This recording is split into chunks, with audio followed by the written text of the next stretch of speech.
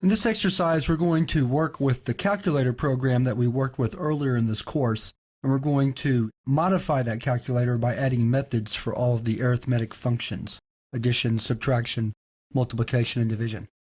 So let's get started. We're going to start off by naming our program calcmethods.rb. We're going to start off by writing methods for the 4 arithmetic operations: addition, subtraction, multiplication, and division. Let me go ahead and do that now without much extra comment, since they'll be self-explanatory.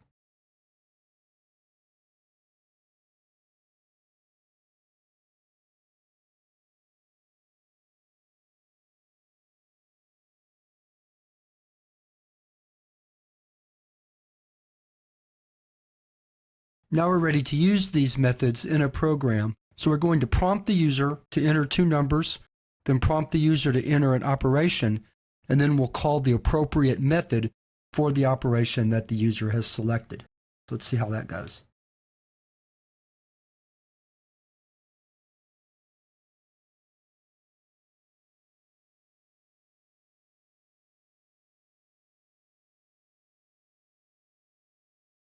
We'll prompt the user with which operations are allowed.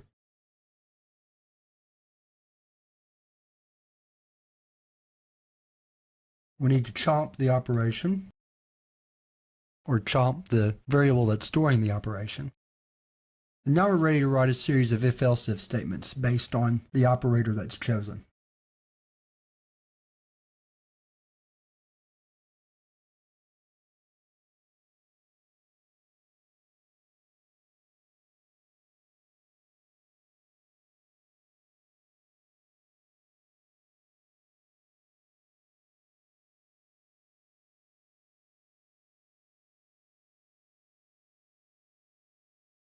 And then we'll have an else for if the user enters an operator that the system doesn't recognize.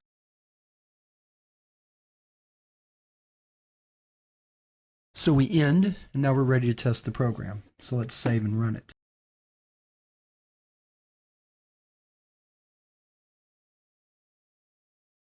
So 1 plus 2 is 3. Notice it's storing as a float since we're converting all of our input to float. Let's try it again.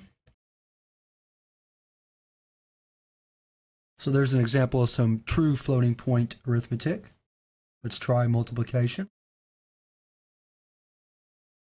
And then finally, we'll try division.